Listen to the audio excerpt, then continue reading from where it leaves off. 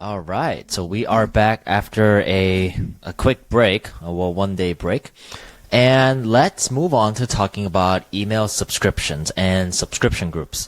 A very, very useful topic, a very useful feature, something that we actually recommend for all email senders to definitely at least think about setting up subscription groups and email preference centers, but also just really use them. So first, we did talk about the global subscription states. And actually there's a page in the dashboard that can't remember if we already looked at together, but pretty much I wanted to show us where these three states show up, and that can be found on the user profile page. So go to the engagement tab, and you can see that the email has unsubscribed, subscribed, opted in. These are the user's global subscription states. So if I am unsubscribed, I am just unsubscribed from everything, all subscription groups. It does not matter. This is at the profile level. However, for our subscribed or opted in users, if you want to actually give them a more customized, more specific way to subscribe to only individual groups, that's what subscription groups are for. So let's take a look. And actually, before we jump in, Braze is on this page. We are talking about bounces and invalid emails, which is actually a pretty helpful topic. So let's talk about that briefly.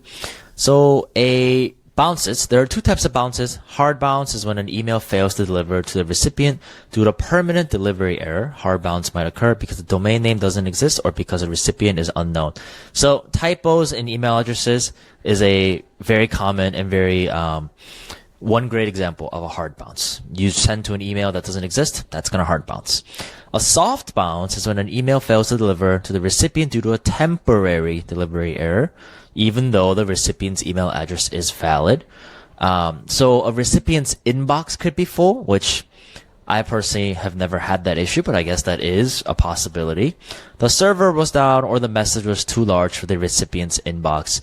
Or even when you're going through IP warming, you might notice that some of your emails may have gotten throttled, as in they've gotten held back because maybe you tried sending too many while you're still warming your IP to that volume.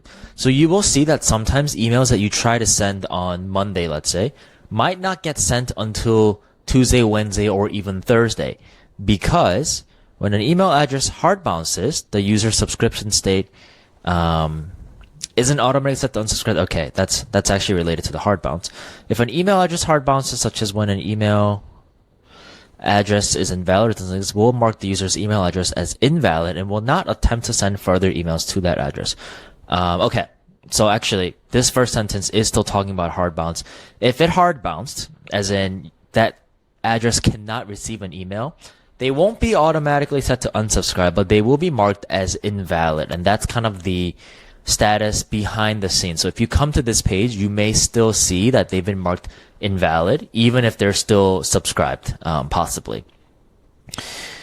If that user changes their email address, we will resume sending emails to them since their new email may be valid. And then this last sentence is what I was getting at. Soft bounces are automatically retried for 72 hours.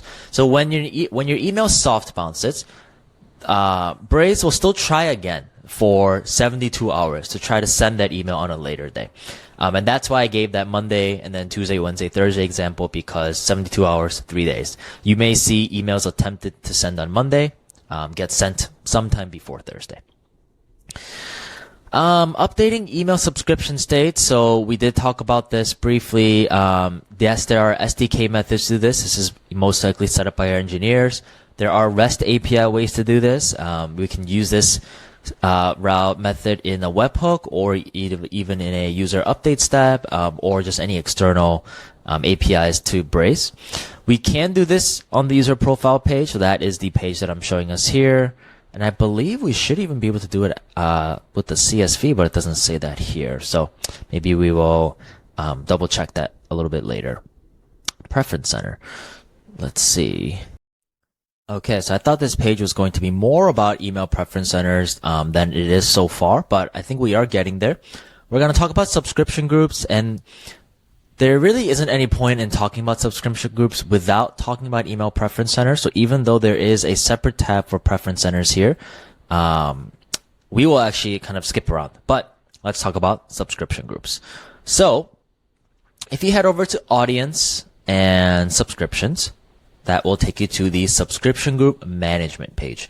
So we've all seen those email preference centers, quite literally an email preference center.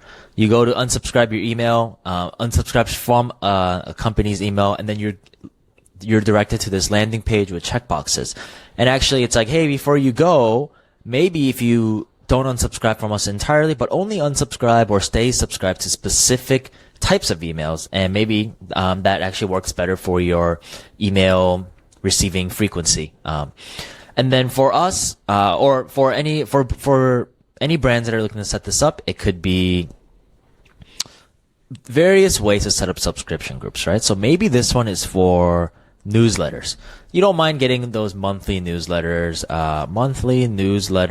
about our updates and upcoming releases. By the way, these descriptions and even the name is actually doesn't have to be customer facing. So I'm gonna go ahead and create one. Maybe you do want to still hear about promotions and discounts, right? These are just common subscription groups that we've seen customers use and set up. Maybe new products, new product alert, make it a little bit more fun.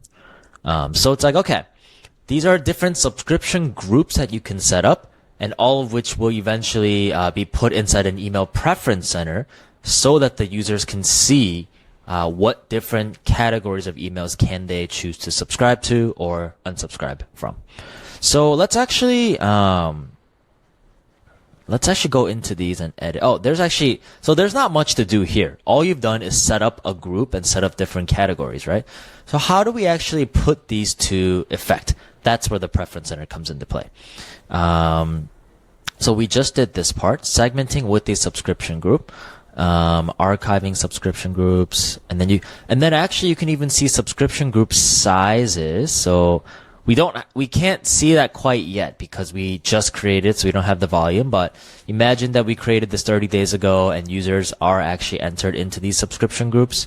What you will see is a graph that looks like this, that shows your subscription group, audience sizes. And actually, one thing to note is that even if you create these subscription groups, you don't actually just enter the subscription group automatically. So for every new user that gets created in your Braze dashboard, they will still be, I can actually show us exactly what that'll look like. So let's go back to the search users page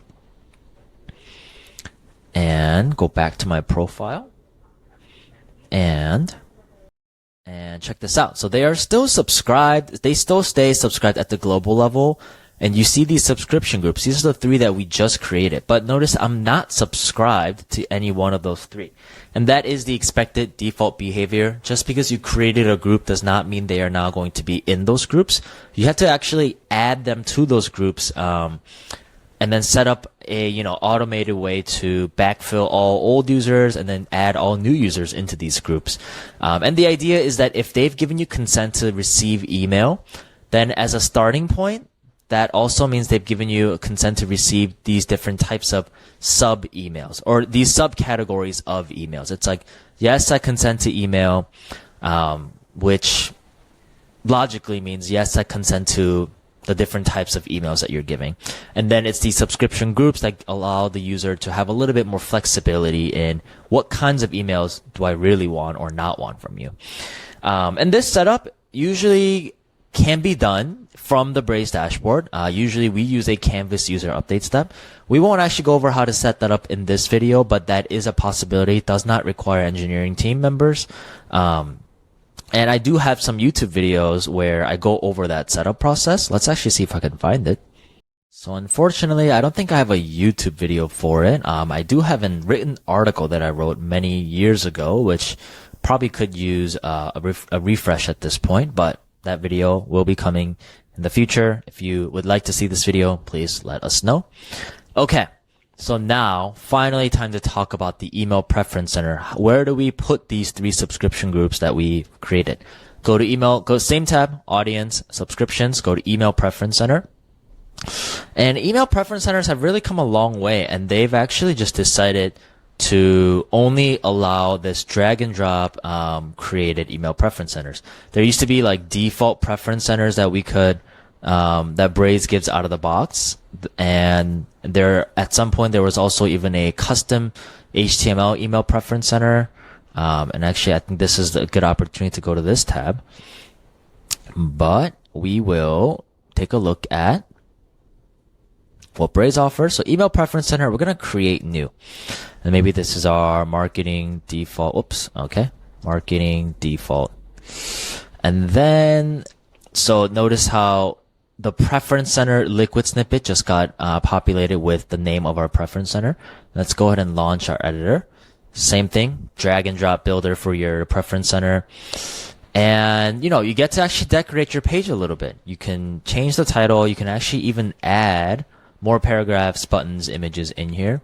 And when you add existing subscription groups to this preference center, they will appear here. So you actually get to choose what subscription groups you want to add, which is actually very cool because that means you can have multiple preference centers for the different personas that you might be sending to. Maybe not every user is eligible to see the promotions and discounts. Maybe this is only for your VIPs, but all users can see, new product and newsletters.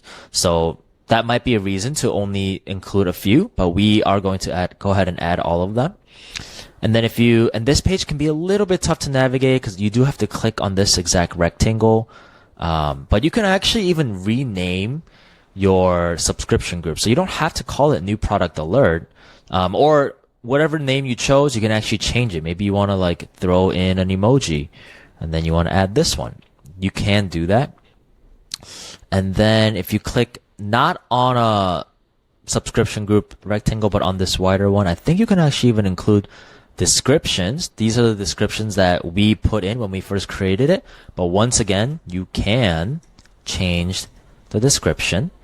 And then let's actually take a look at, you can include the subscribe to all message. You can clear selections checkbox. So if you want to give the user to clear your selections, I guess you can do that.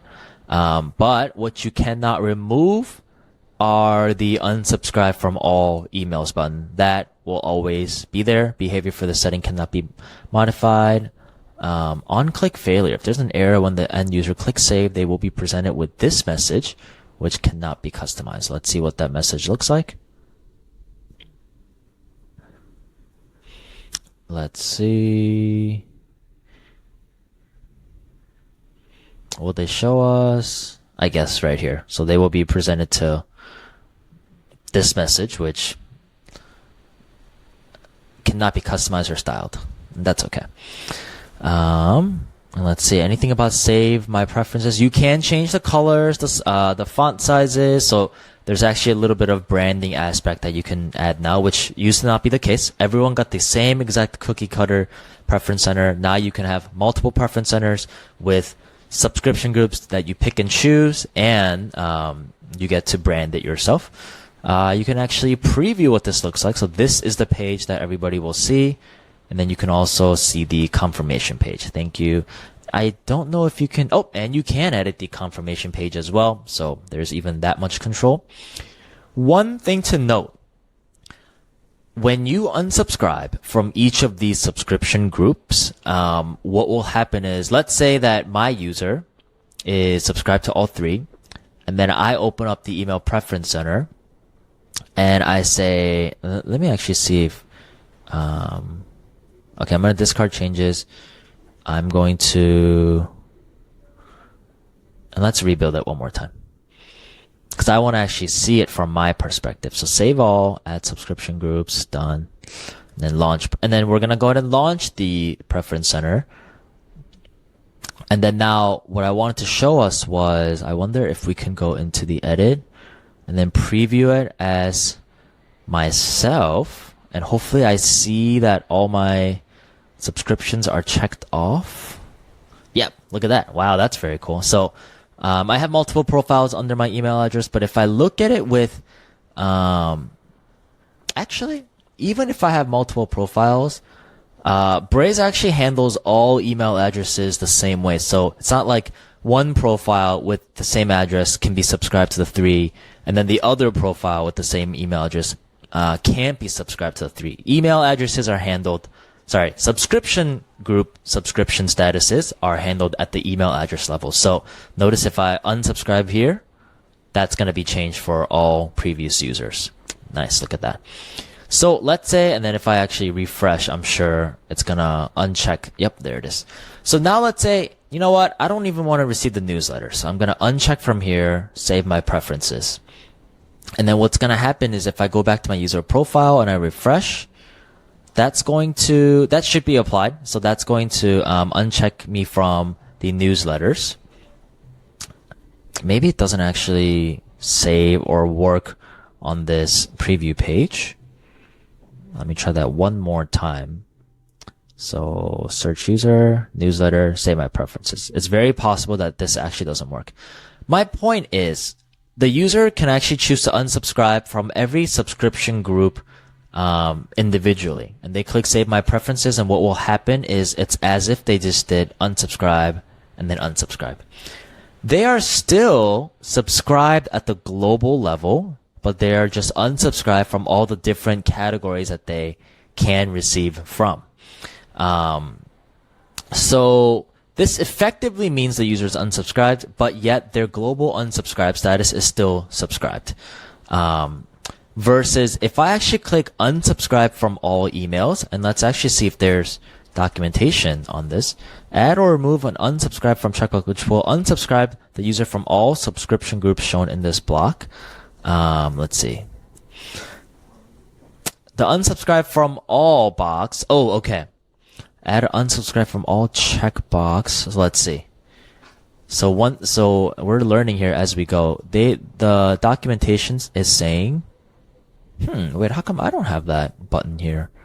So unsubscribe from all checkbox. That doesn't seem like an optional thing anymore. Let me pause for a second. Okay, so it's possible that this documentation is a little bit outdated because there is an unsubscribe from all checkbox shown on this screenshot, but we do not have that. We have clear selections checkbox. And when enabled, this checkbox allows users to unsubscribe from all subscription groups presented in this preference center. So I think they may have just reworded it a little bit, but the difference between a clear selection as in unsubscribe from all of these subscription groups versus unsubscribe from all emails is that this, if I click on this will actually impact the global subscription status. So if I click unsubscribe from all emails, that is effectively me clicking unsubscribed here. And that will turn off all the subscription. Oh, I can't even toggle it anymore because I am globally unsubscribed. So even if I were subscribed to these two before I change it to that and I click unsubscribe from all emails, that's going to turn off all of these. And if I ever do get resubscribed, I do get those individual subscription statuses back. So it's like back to being enabled where I was before I got globally unsubscribed. The topic of global subscription statuses versus subscription groups can be a bit confusing and take some time to understand, and especially how the new preference center behaves along with those statuses. So definitely feel free to experiment. Definitely give these pages a full read. Everything is explained in there, and you can also test it yourself by having this page open, and then sending yourself a test email, a fully sent email, not just a test email, because we also believe, and let's see if, yeah, you can preview. Yep, there it is. However, testing functionality is disabled. Let's see. And then even if you try to change your preferences from a test email that you sent, that may not work. You have to actually send the full campaign, and then only from the real send campaign, which can still be internal, that's where you can change your preference center. Okay. So let's see. So we have this preference center. I want to actually show us including this preference center live. So we're going to go ahead and launch this one, update and save. And then it's this liquid that we want to grab. So let's actually see if we can bring back our email. Great. And I don't even have a unsubscribe footer, so we should go ahead and add something like that. Or I wonder if one of the default email templates have one with the footer. So we are going to grab a Braze template. We are going to grab an event1 HTML. Hopefully it has a footer. And if we go all the way to the bottom, yeah, there's the footer. And then notice how,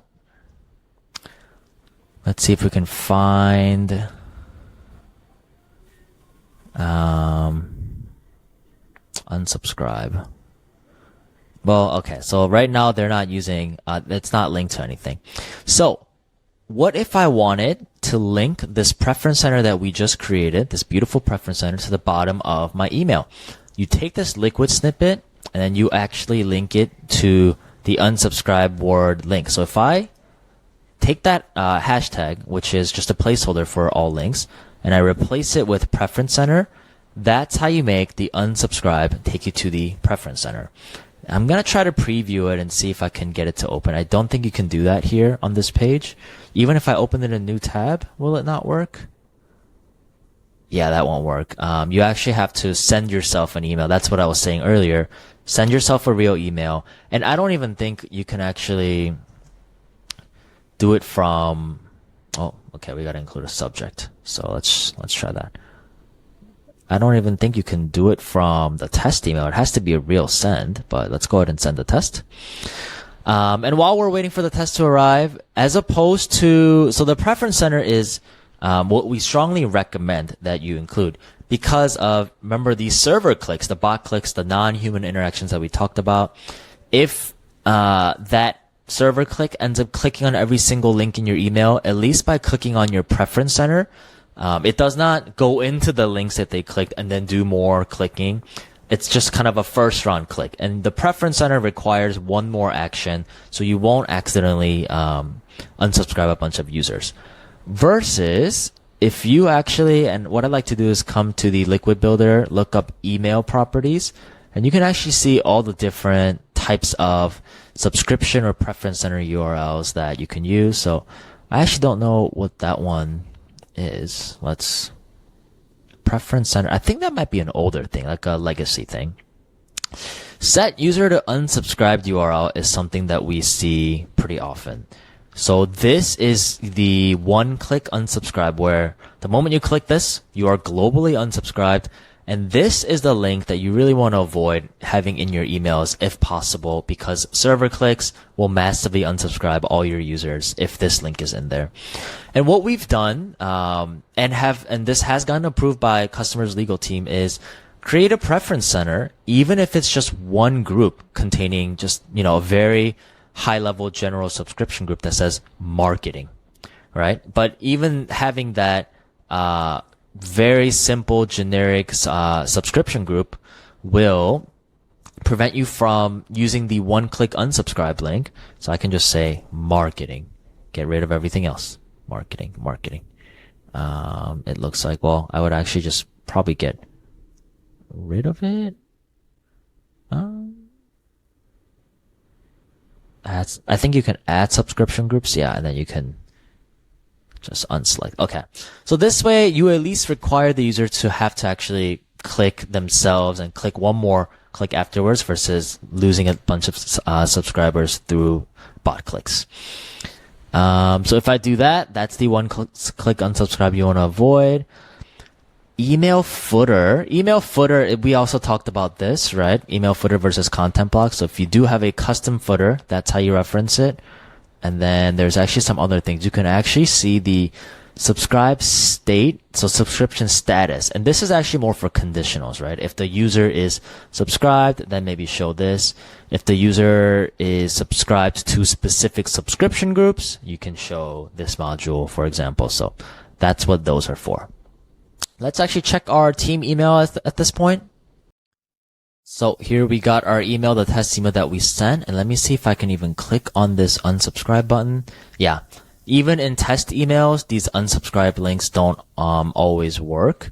And what I mean by you have to send yourself an actual email is you have to go ahead and launch this campaign. And what I meant earlier by launching internally is only sending to email address equals maybe my team email address. Then that's a safe way because the only person who will receive, only user who will receive this email is if their email address on their user profile is equal to this one. You go ahead and launch this campaign, check the email that you get, and then you will be able to actually click on the unsubscribe and see that it takes you to the preference center. So that is one thing to keep in mind when testing preference centers. And even though we didn't quite follow the order, I think we actually talked about mostly all there is to know about unsubscribe. So let's actually keep scrolling here. We talked about custom footers. We talked about set user to unsubscribe the URL. You might have caught this briefly, but in the same liquid builder, you can actually see there's actually a preference center. Okay, so you can actually grab specific preference centers that you built. That's actually also helpful to know. And then what I wanted to show you was the ability to resubscribe yourself. So set user to opted in URL. If you remember from the earlier part of the video, that set user to opted in URL, you can see that from our settings page, subscription pages and footers, custom opt-in page. That is where that link takes you. And once again, I don't think you can preview that because you have to send yourself a real email. So we won't go over that quite yet. Let's see if there's anything new that shows up here that we haven't discussed. Yep, unsubscribe page. We just talked about this. Opt-in page. We just talked about this. And we should talk about campaign targeting and subscription targeting. So if you create subscription groups, we always say this, right? And Braze has so many examples of this. With great power comes great responsibility.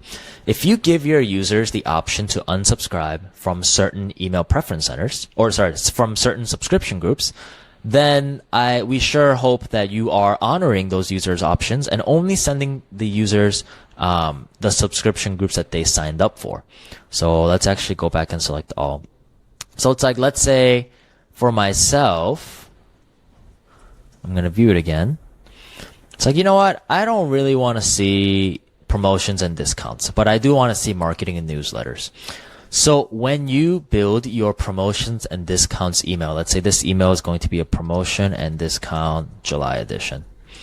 You want to make sure that you go to the target audiences page, and then you want to look up the subscription group filter, and you should only send it to users who are in the subscription group promotions and discounts. And myself, Alan at fornowmarketing.com, is not subscribed to that subscription group. So I should not be a part of the email recipient list here, which will work with this subscription group. So the moment you decide to launch an email preference center and use subscription groups, we believe it's important that you actually make sure every single one of your campaigns and canvases have a subscription group filter set to it, as long as it's sending email. And make sure that they're only sending to users who have agreed to receive that subscription group's email, which means all the email that you have live need to be categorized to one of the subscription groups that you have set. So there is a lot of potentially backfill work that you need to think about when setting up subscription groups. We've said that word so many times at this point.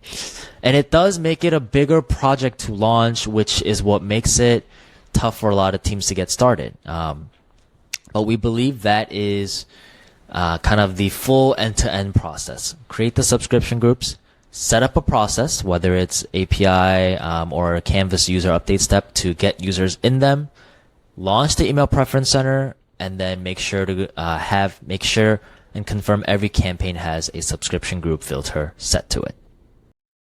I think that allows us to move on to the next topic, which is locales and messages. And this is actually very, very cool. And we're seeing more and more teams use this feature for their translation, their localization campaigns. Many companies are global. They want to send emails in more than just English. And what is the best way to do that? And we believe this is actually the best way to do this. So let's take a look at where we can find that in our emails. So let's go back to our email.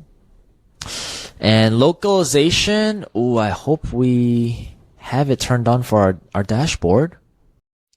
Okay, unfortunately, it doesn't look like we have the translation feature turned on for our dashboard, so I won't be able to show it to us in our dashboard, but let's go over the Braze docs together. So pretty much what this allows us to do, here it is, using locales. You must have the manage multi-language settings permission. Well, I have the permission, we just don't have it turned on. It is also relatively a newer feature, so that might be why.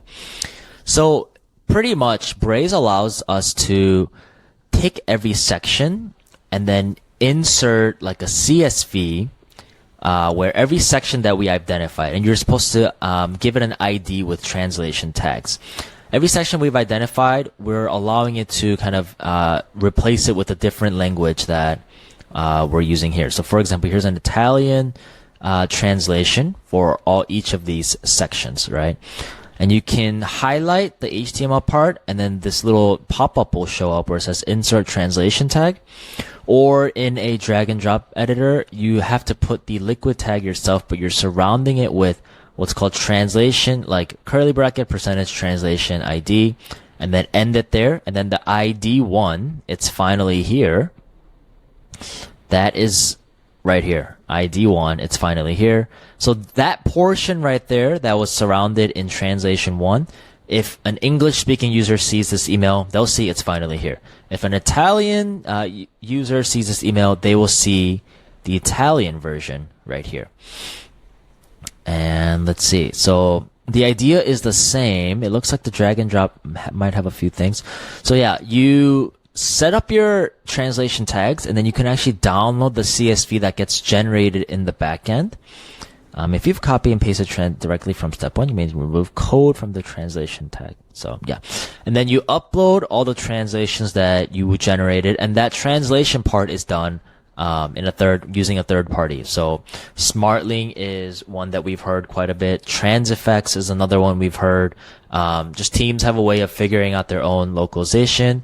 You upload that translation CSV file at the campaign level. It's quite literally attached like in a drop down here, which unfortunately I'm unable to show, but it's somewhere here. And actually, let me see. And you also have the page under settings where you talk about where you can set. I don't have that. And that's going to be in the docs too. Let's see. There is a preview managing translation. So let's see. So that's how the translation feature works. There is a place where you can upload this. Let's see if the docs talk about where in the settings you can set that. So I'm surprised that we actually aren't seeing the settings page for it, but there is a settings page where you can list out the different languages you do want to have available in your emails. And that is where you can choose whether to match the user locale attribute or a different custom attribute that you've created on your own to use as the language identifier for the user. But I'm surprised to see that that's not listed on this page. And I found that it was under a whole nother section where we weren't looking, but it looks like it's under the administrative section. So settings, multi-language support, under workspace settings, that's the page we're not seeing. You add locale, and you can choose default locale or custom attribute. That is what I was talking about. And that page looks like this, default locale or custom attribute. So it's pretty intuitive. You come in here, set up the languages, then you build it in your campaigns. But that's actually where you can find more information here on a whole other section, not linked in our email section. It looks like we were right here. Yep. Last thing I'll mention here is, can I make, let's go over the FAQ section. Can I make a change to the translated copy in one of my locales? Yes, first make the edit in CSV, then upload the file again to make a change to the translated copy. I don't believe there is the best UI for editing the localization from here. You kind of have to like re-upload the CSV. It only like takes in the CSV. You can't like edit it live. I believe that's the case. You cannot nest translation tags. You can add HTML in your translation. So for example, let's say you have a paragraph of code, but you have all of this, HTML in the middle. You don't have to break it up so that it's grabbing user discount code, separately, Spring 20 separately, at checkout to enjoy your savings. You can actually just wrap this entire section in one translation tag.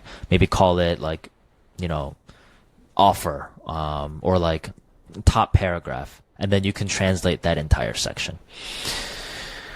What validations or extra checks does Braze do? Missing locales, won't be uploaded. So there are some safeguards. So Braze makes sure that your translation CSV file, is matching the settings that you have set up, and as well as has all the parts that it needs. Awesome. And I think that wraps it up for locales and messages. For this video, we are actually going to skip over some of the handful of the next topics. So universal links, app links, custom email footer. We actually already talked about that. Apple Mail, we'll skip over that. Preference Center, we talked about that enough. Inbox Vision, I did briefly touch on this. This is what it looks like. So actually, it's good to get a preview of what it looks like. Let's skip over to transactional email campaigns. And here, we just really want to make the clarification, the distinction that all Braze customers can send transactional emails. And that is done by simply, that's actually one of the important setup pages. So if you go to assign convert, or not here, if you go to the target audiences page, you should see this setting, and this is also available in canvases but it might look it might be in a different spot, but you see send to users, all users including unsubscribed users. So even if your user is unsubscribed from email, if they perform an action that requires them to receive a transactional email, maybe it's like a purchase confirmation or a shipping confirmation, then you do have the capability to override their subscription status with this feature. And it says only use the setting to send transactional messages. The Can Spam Act prohibits sending non-transactional emails, aka marketing emails, to unsubscribed users. User profiles with a syntactically correct email address will be eligible regardless of their subscription state or if they clicked spam previously. Even if they mark your emails as spam, and even if they're unsubscribed, as long as they have a syntactically correct email address, as in, address at something.com, they will receive this email. So once again, all Braze customers can send transactional emails. So what is this feature, or this page that they're talking about when they say transactional email campaigns? Braze does have, we call this premium transactional email campaigns. At least that's the way I call it to kind of distinguish. But they have a premium transactional email campaigns that actually promise a certain SLA, and it's like it runs on a much higher, like more robust architecture behind Braze's scenes. So this is for enterprise teams that really want to make sure that their emails are sent on a timely basis without failure, most likely for transactional emails, or that's why it's called transactional emails, but it's like almost like proper noun, capital T, transactional email premium. Let's see if we can actually identify exactly why someone would choose this feature. Let's see. Facilitate an agreed upon transaction between you and your customers. Non-promotional email messages. They did say something about 99% of emails are delivered within a certain time. I remember reading that at some point, but not seeing that here. Anyway, that's what it is. It is there's a certain SLA that doesn't really apply for the normal campaign transactional emails. That being said, 99% of the users we've worked with just rely on the normal transactional email. Only one customer that we've worked with really wanted to make sure that emails are getting sent almost immediately, and they have used this feature, the premium transactional emails. So that's the biggest distinction that we wanted to make. Once again, still not seeing that SLA anywhere. That might be listed somewhere else, but that's okay. And then we may have a separate dedicated video for reporting and analytics. So for this video, we will go into our final section, which are best practices, FAQ, and we will wrap it up there. I'm going to go ahead and take a second to just close all of my tabs because I have so many tabs open at this point, and let's open a few more. So email guidelines, styling. Let's go over these, and then lastly, the FAQ. Cool. So this page, we may not go over every single line, but it looks like there's some suggestions, guidelines, best practices. Divs should not be used. Avoid using JavaScript. Global CDN. So it's just some helpful behind the scenes information. Validation. Setting from and reply to addresses. Yeah, we want to make sure, and from and reply to are one of those just QA checks that you always want to perform. Email styling, so for maybe this is related to CSS or A/B testing. No reply, we've talked about that. Pre-header text. This is kind of what we meant by being able to see the body that's cutting into the pre-header, although I don't actually know why there's all these dots that are showing up. But it does tell us some guidelines about the pre-header character limit. So yeah, depending on the environment that you're looking at your email, you might not even see your pre-header, or you might see a lot of your pre-header, or on your phone you might see more or less than if you're seeing on your desktop or browser. Email size, text length, image size recommendations. So all that is included here. Let's see, email use cases. So I think these are going to include some use cases, which can be helpful to check out, but most of the teams already have so many different strategies that are more fit for their industry and their team. Duplicate emails. We briefly talked about this, but for duplicate email addresses, we're talking about duplicate email addresses. One email unsubscribes, other profiles, up to 100 profiles with that email address are updated to reflect the same subscription state. So we saw that example earlier where when I unsubscribed, or I'm going to resubscribe to this one, and I'll show you that all the other ones are also resubscribed. So all my profiles that have the same email address are synced for these subscription group statuses. Can I find that page back? Yep. This applies for unsubscribes and other changes to subscription states, such as global email subscription state and individual subscription group statuses. Braze automatically checks for and removes duplicate email addresses when an email campaign is sent. So within a single batch, Braze will try to dedupe.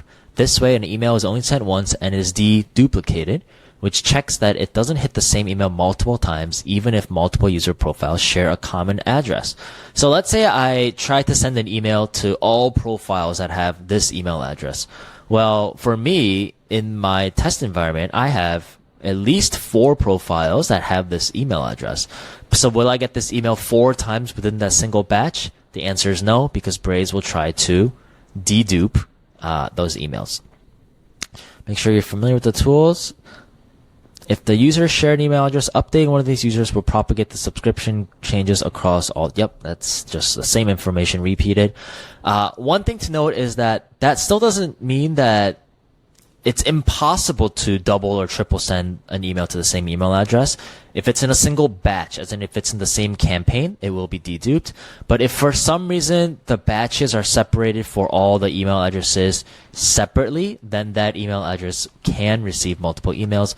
Although for the most part, that's usually not the case. Most teams setups will avoid that, but it is possible. So I wouldn't always rely on Braze's dedupe to tackle all scenarios, nor is that a reasonable thing to rely, because we should always QA our segmentation, our trigger, and all of that. Oh yeah, and I talked about this. Deduplication occurs in the same dispatch or batch. Trigger campaigns, canvases may result in multiple sends to the same email address if differing users with matching emails log the trigger at different times. That's exactly what we were just hinting at. There's an example for it looks like. Sunset policies, we briefly talked about, not sending to an unengaged user maybe after a year of inactivity, maybe 6 months. A year might be even too long. Email services, Braze does offer email deliverability services. They're one of the best in the industry. Definitely check them out. Know before you send. And then let's go to the email section. Customer consent, yes, always refer to consent and address collection, and that's even against Braze's acceptable use policy if we are not respecting the user consent. And 2 million emails per day for a single IP is the general recommendation as long as that volume has been properly warmed. So going back to IP warming, I'm sure this long links to their IP warming. Yep, it does. So that is a lot of emails, but if your team is sending about that many emails, which plenty of customers do, you may want to consider getting multiple IPs for the same subdomain. If you plan on consistently sending a higher volume than this to avoid providers throttling receipt of emails, resulting in a high amount of soft bounces, we talked about that, lower deliverability rate, sending too many, decreased IP reputation. This is just a summary of everything we talked about. Consider using a multiple IP addresses bundled into an IP pool behind a single subdomain. Exactly. If you're looking to send in a shorter time frame only, we recommend looking into how quickly different providers accept mail to gauge the appropriate number of IPs to send from. Okay. Sending volume. Yep. Reputation, mailboxes. So yeah, email best practices. Weren't we just coming from there? Yeah, we were just coming from that page. And then our last section to wrap up this video, the FAQ section. Oh, we just kind of talked about this in detail. It looks like that question's asked one more time. So definitely feel free to reread it. API triggered campaigns, where the audience is defined. Okay, so even more protection in the API triggered campaigns, which many teams use for transactional. How do I check if an email address is already associated with the user? So more and more, Braze has made it possible to query by email addresses, which before you had to query by external ID or Braze ID, but now you can even log data based on an email address. You can export all profiles that have that email address. So email address is becoming more and more of a primary identifier, which is really helpful because it's readable to the user, but also sometimes the only way we can query for a user. Will updates to my outbound email settings apply retroactively? No. Once it's sent, it's sent. Moving forward, it will adopt your changes. What is a quote-unquote good email deliverability rate or delivery rate? Magic number is around 98. We've even heard 99% of messages delivered with the bounce rate no higher than 3%. That sounds about right. But it is true, just because you're at 98 or even 99 does not mean you don't have problems. So definitely always monitor, follow best practices. Yep, soft bounces and the whole retry of 72 hours, that can really throw off the metrics a little bit. So sometimes when you get an email report from Braze, the numbers maybe more than 3 days ago might look right, but the numbers from yesterday, 2 days ago they may even change. The report might change when they look at it the next day. So 72 hours is kind of a grace period for when your email metrics are getting finalized. Open tracking pixels, we talked about that. What happens when an email campaign or canvas is stopped? Users will be prevented from entering the canvas and no further messages will be sent out. For email campaigns and canvas, the stop button does not mean that send will immediately stop. This is because when the send requests are sent out, they cannot be stopped from being delivered to the user. So it's like behind the scenes in the Braze architecture, if it got sent, Braze may not have a way to like retrieve that back. And that might even be like an instantaneous thing. Why am I seeing more clicks than opens? Multiple clicks. Yep. Why am I seeing 0 email opens and clicks? Misconfiguration, triggering server clicks, a big topic which we've talked about many times. There are endpoints to remove your users from the hard bounce list as well as the spam list, which we have seen happen unintentionally or accidentally. So definitely reasons to use that for many teams. How can I check a user's email subscription group? Up in the user profile page.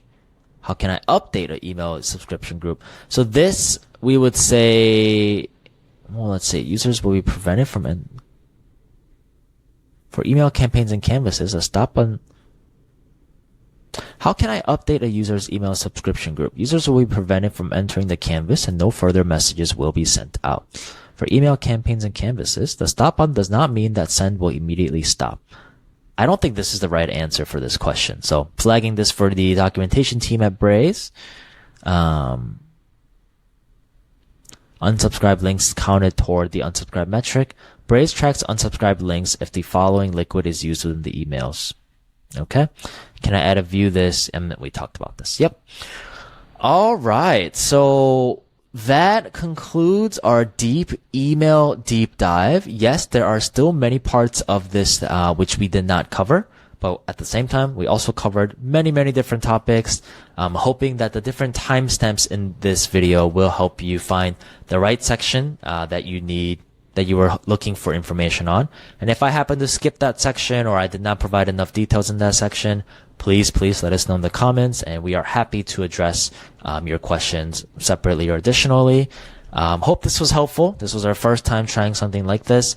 If this was helpful and this was good, then we would love to try our best to make one for all the other channels, maybe a separate one for reporting, maybe one for liquid, maybe one for some of the other sections that we have here. So thank you for watching and see you next time.